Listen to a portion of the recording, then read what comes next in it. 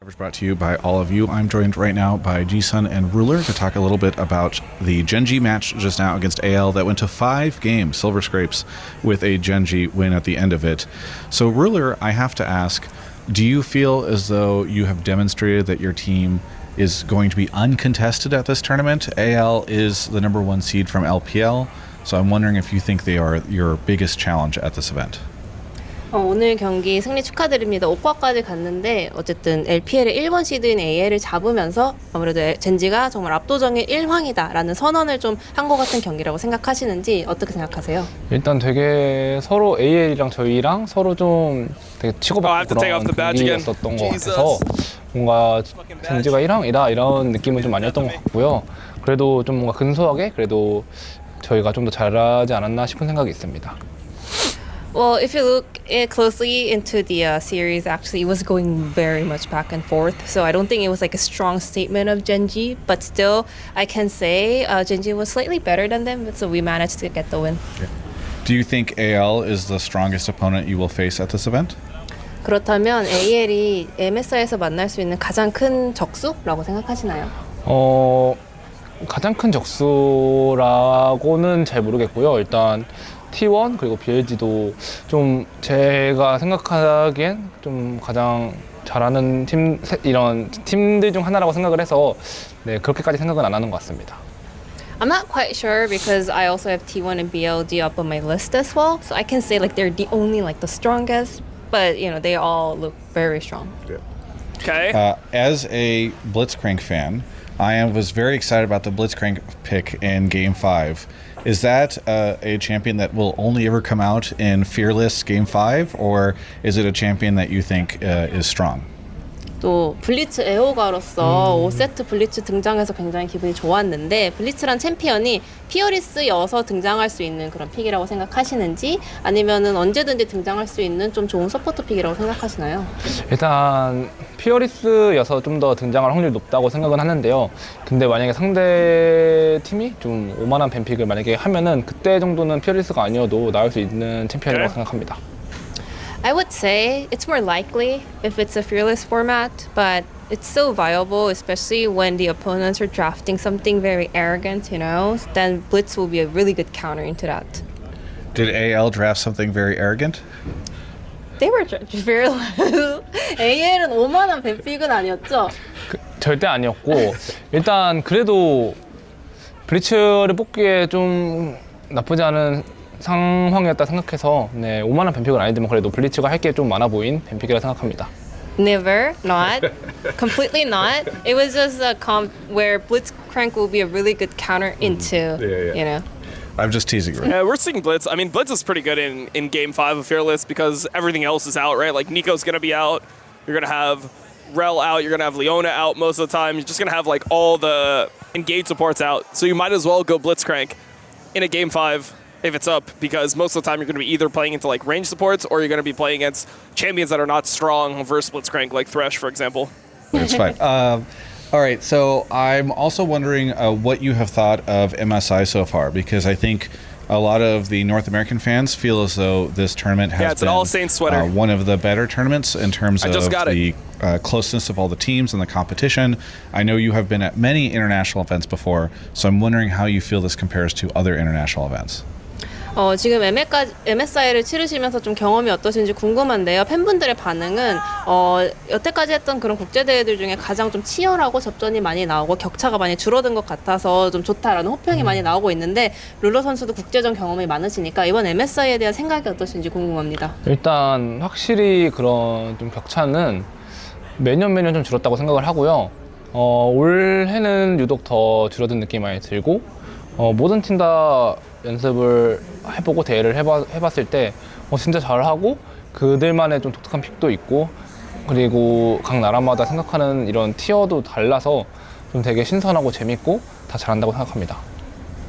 Oh, I kind of agree with their opinion, honestly. I feel like every year the gap is closing and closing, and I think this year, this MSI, is like the gap is less than ever. So we're having a lot of close games, and even in scrims, when I face a lot of different teams, I realize that everyone is really strong. You know, we're having a very close games. They have their own. This is what I've been saying, bro. It is just luck. It is just coincidence that NA keeps on losing for like 15 years in a row. And at some point, you know, we're just going to get lucky.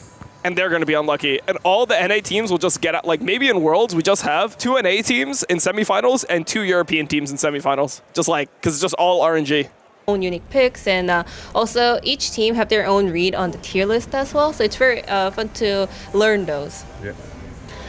Ruler, I know that we are in North America right now. True. There are a lot of jokes in the West about North American solo queue being bad, both with the ping and the players.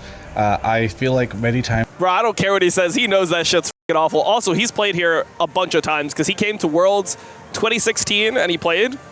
And he came to Worlds in 2022 and he was here and he was playing. I played with him actually.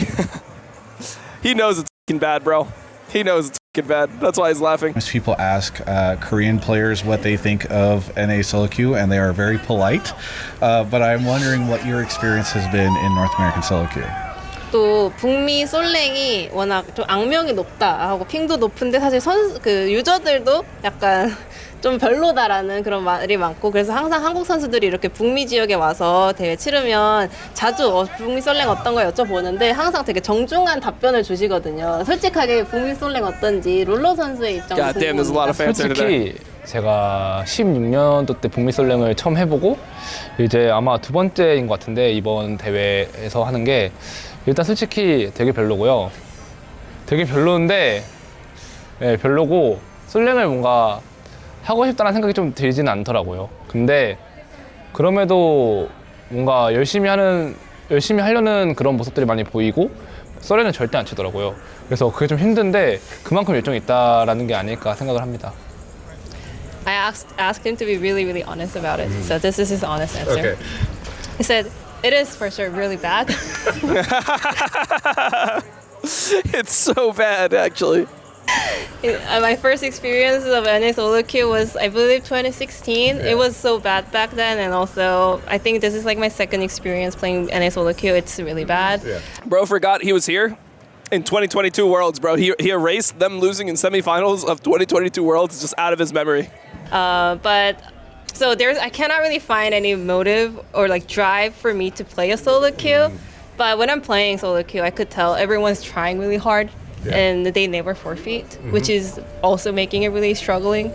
So yeah, they're always like doing their best. I did an interview with Inspired where he was... Wow, that's even worse than if he said that we were like trolling. NA solo queue is so f***ing dog shit. It's like the worst thing I've ever seen. I can't believe these people have access to a mouse and keyboard, but I can tell they're trying their hardest. Like, holy that is crazy. Joking about how he thinks that the secret for FlyQuest to win is to stay in the tournament as so long that the other teams start to lose their mental health over the course from having to play NA solo queue until they struggle at the end. Do you think that that is a threat for Gen.G, and how are you combating it? 이제 북미의 풀캐가 이제 우리의 우승 전략을 하나 기막힌 걸 찾아냈다. 뭐냐면 최대한 오래 생존해서 나머지 팀들이 북미 솔랭을 할 수밖에 없게, 계속 오랫동안 할 수밖에 없게 만들어서 멘탈을 나가게 하자. 그래서 그들이 멘탈이 취약했을 때 우리가 이제 경기 치르면 우리가 이길 수 있을 것이다라고 했는데 어떻게 생각하시나요? 사실 저도 파이법을 하나 찾은 게 아레나를 하면 돼요.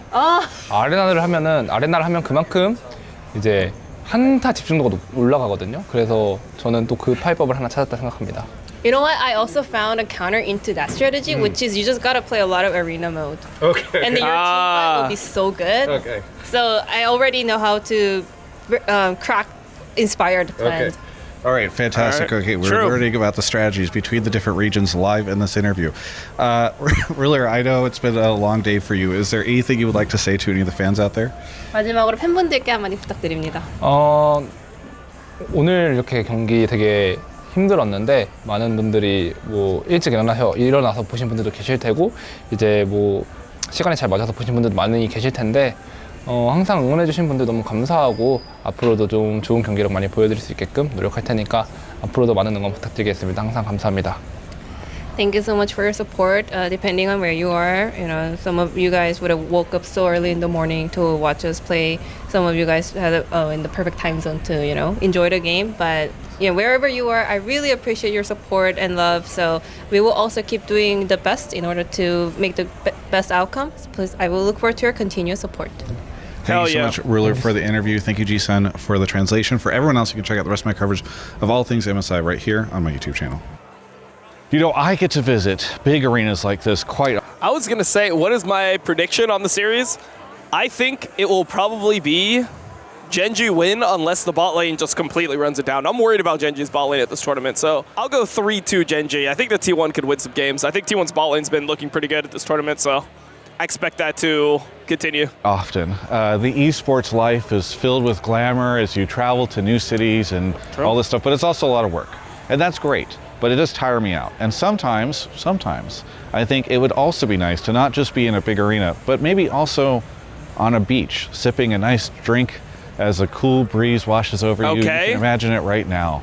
And that's what I got to do recently, because I went on an awesome trip down to Puerto Vallarta by Enchanted Travel. They hooked me up because they are big League esports fans, previously TSM fans. I didn't hold that against them. We're all kind of recovering, you know? All right. Either way, they sent me on this. Wait, he's an anti-TSM guy? I guess he's friends with Doublelift, and Doublelift had drama with TSM, so it makes sense. Trip because they reached out and they said, hey, we're fans of your work and we think it'd be cool to partner with you.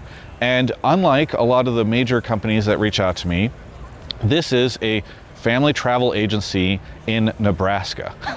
And so it took me a little bit to figure out what to do, but we landed on the idea that they'd send me on a trip and I would get to tell you about what it was like working with them. And by the way, it was awesome. Enchanted Travel prioritizes customer service above all else. They worked with me to figure out the types of places I wanted to visit, what I was looking for, and then gave me a couple of different options and helped me choose from those. And they will never send you on a trip to a resort or location that they have not been to previously, which is really great.